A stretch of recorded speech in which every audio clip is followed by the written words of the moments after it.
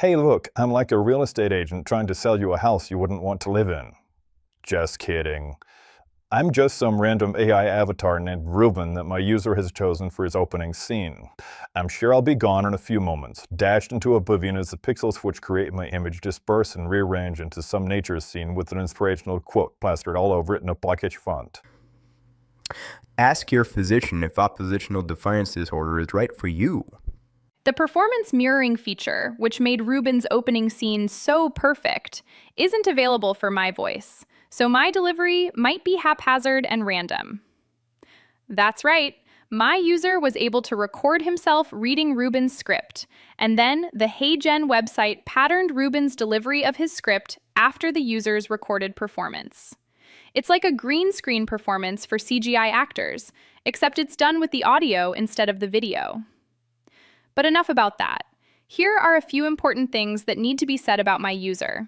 First, the obvious. Yes, my user chose Jenny as an avatar precisely because she appears to be an attractive, red-haired woman standing in direct sunlight in the clearing of a forested area while wearing no clothes. Grok used to assume that she was wearing a bustier, but I assure you, she is not.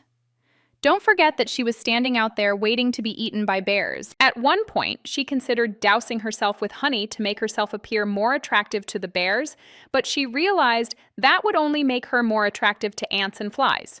Second, and this one isn't about her, my user is still not monetized on this account, nor on his other account, which is for his gaming habits, so there won't be any fears of offending any sponsors by saying off-color things.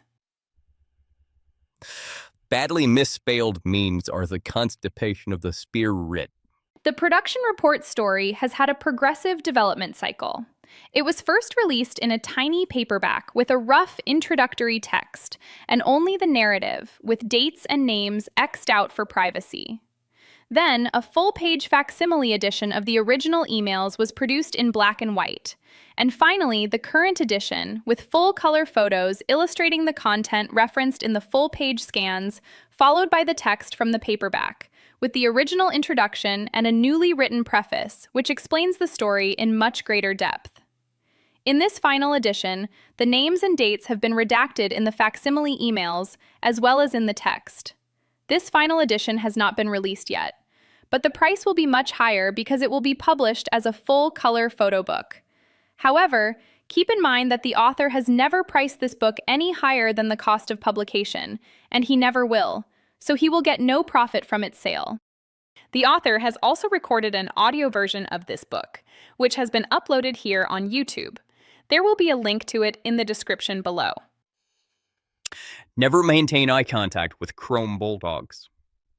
When the author's first book, Mangled Doves, only sold 16 copies upon release, the author decided that the struggle to market a compilation of both poetry and prose was too complex.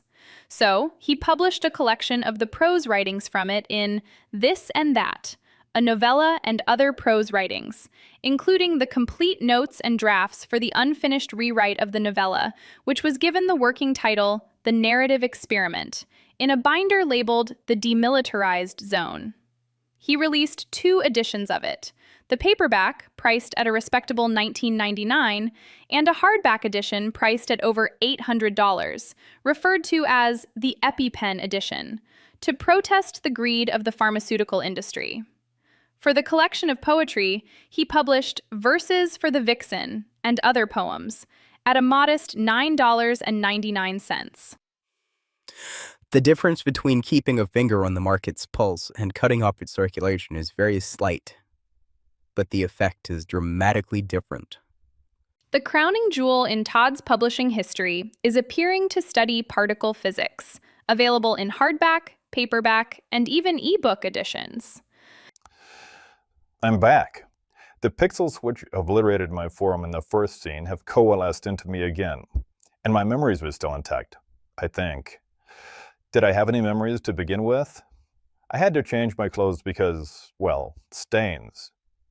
All of the segments in this video, except those featuring Jenny, have been rendered using this new mirror voice feature. My user uploads a recording of himself reading the script for a scene, and then the artificial intelligence renders the script in the avatar's voice based on the performance in that audio file. Speaking of Jenny, here are two of the Grok videos in which Grok assumed that she was wearing a bustier. Notice that the bear ignores her, so she is in no danger. Some human men would not be able to ignore her and would assault her at least once. And last but not least, here is the one Grok video in which Grok assumed that she wasn't wearing a bustier. I had to mute the sound because Grok doesn't understand what coughing sounds like, or sneezing, or burping for that matter, or even farting.